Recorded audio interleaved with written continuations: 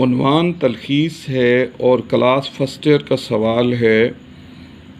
کوئی گروہ یا جماعت، کوئی قوم یا ملک اس وقت تک دنیا میں آبرومندانہ زندگی بسر نہیں کر سکتا جب تک اس کے افراد کے مابین یکجہتی نہ ہو۔ کسی نصب العین کو انسان اس وقت تک حاصل نہیں کر سکتا جب تک اس کے تمام اعضاء متحد ہو کر اس کے کہنے کے مطابق عمل نہ کریں۔ اسی طرح قومی ترقی اور فلاح و بہبود اس وقت تک ایک خام خیال سے زیادہ وقت نہیں رکھتے جب تک اس قوم کے تمام افراد کے جسم میں ایک روح نہ دوڑ رہی ہو۔ اقبال نے اسی اجتماعی روح کے تصور کو اپنے ذہن میں رکھ کر متحد ہو کر زندگی بسر کرنے کو کہا۔ عنوان ہے قومی یکجہتی۔ تلخیص ہے آبرومندانہ زندگی کا تعلق یکجہتی سے ہے۔ حصول نصب العین ہو یا قومی ترقی و فلاح، سب یکجہتی سے ممکن ہے۔ یہی پیام اقبال ہے۔ 110 الفاظ میں سے 26 میں اس کی تلخیص کی گئی۔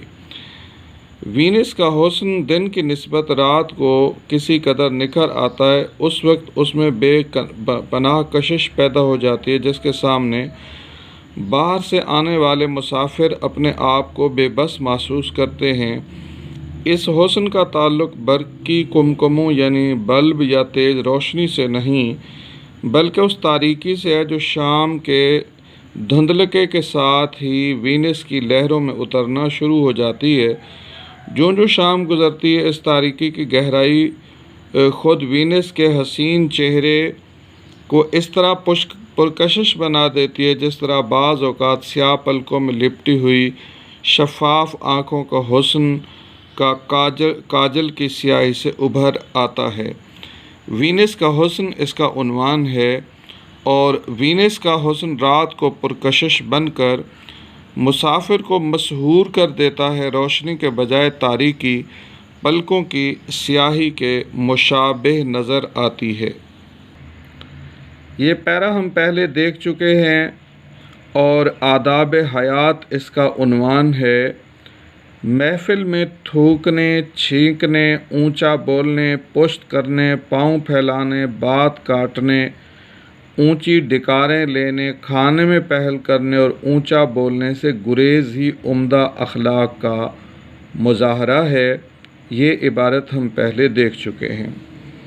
سر سید نے قدامت پسند مسلمانوں کو نئے زمانے کی ضروریات سے آگاہ کیا اور ہزار دقتوں سے ان کو نئے علوم کے حصول، نئی حکومت سے تعاون پر آمادہ کیا۔ اپنی مذہبی تصانیف و رسالہ تہذیب الاخلاق کے اجرا سے انہوں نے ثابت کر دکھایا کہ اسلام عقل کے اصولوں پر مبنی ہے، اور 1884 میں سر سید نے پنجاب کا دورہ کیا جہاں زندہ دلان پنجاب کی قدردانی سے ان کو بڑی تقویت پہنچی۔ پنجاب کے مسلمان سر سید کی منادی پر اس طرح دوڑے جس طرح پیاسا پانی پر دوڑتا ہے۔ ایک طرف وہ علی گڑھ سے وابستہ ہوئے، دوسرا انہوں نے لاہور میں انجمن حمایت اسلام کا ادارہ قائم کیا۔ 1867 میں بنارس کے بعض ہندوں یہ خیال پیدا ہوا کہ اردو کو موقوف ختم کر کے ملک میں بھاشا ہندی زبان رائج کی جائے۔ سر سید کہتے تھے، یہ پہلا موقع تھا جب مجھے یقین ہو گیا کہ اب ہندو مسلمانوں کا بطور ایک قوم کے ساتھ چلنا محال ہے، ناممکن ہے، اور دونوں قومیں کسی کام میں دل سے شریک نہ ہو سکیں گی۔ خدمات سر سید اس کا عنوان ہے۔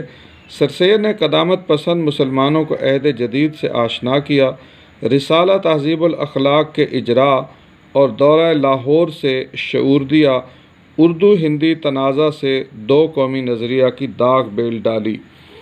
یاد رکھو، جو کوئی خدا کے بندوں پر ظلم کرتا ہے تو خود خدا اپنے مظلوم بندوں کی طرف سے ظالم کا حریف بن جاتا ہے، اور معلوم ہے کہ خدا جس کا حریف بن جائے اس کی حجت باطل ہو جاتی ہے، وہ خدا سے لڑائی ٹھاننے کا مجرم ہوتا ہے، یہاں تک کہ باز آ جائے اور توبہ کر لے۔ خدا کی نعمت کا اس سے بڑھ کر بدلنے والا اور خدا کی عقوبت کو اس سے زیادہ بلانے والی کوئی چیز نہیں کہ آدمی ظلم اختیار کر لے۔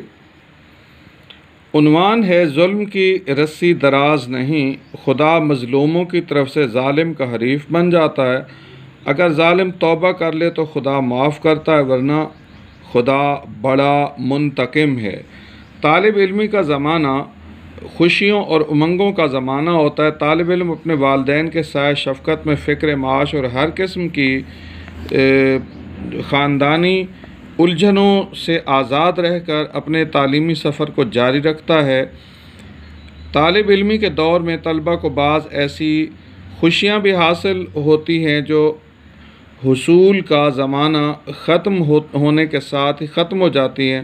مثلاً فرصت کے اوقات میں اپنے ہم جماعتوں کی صحبتیں، اس دور کے بے لوث یارانے، کھیل کے میدان، تعلیمی اداروں کی تقریبات میں شمولیت کے مواقع پر آپس کی خوش گپیاں، چھیڑ چھاڑ وغیرہ، یہ سنہری دور ساری عمر یاد رہتا ہے۔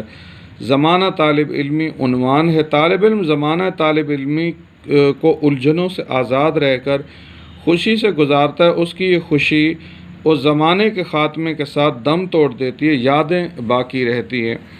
بادشاہ ہو یا گدا، امیر ہو یا غریب، حاکم ہو یا محکوم، قاضی ہو یا گواہ، افسر ہو یا سپاہی، استاد و شاگرد، عابد و زاہد ہو یا کاروباری بندہ، غازی و شہید، توحید کا نور، اخلاص کی رو، قربانی کا ولولہ، خلق کی ہمدردی، رہنمائی کا جذبہ، بالآخر ہر کام میں خدا کی رضا طلبی کا جوش، اور ہر ایک کے اندر کام کر رہا تھا۔ جو کچھ بھی ہو، جہاں بھی ہو، یہ فیضان ایک سب میں برابر اور یکساں تھا۔ راستوں، رنگوں اور مذاقوں کا اختلاف تھا، مگر خدا ایک، قرآن ایک، رسول ایک، قبلہ ایک۔ ہر رنگ راستہ کام سے مقصود دنیا کی درستی، خلق کی ہمدردی، خدا کے نام کی اونچائی اور حق کی ترقی تھی۔ اس کے سوا کچھ ان کے پیش نظر نہ تھا۔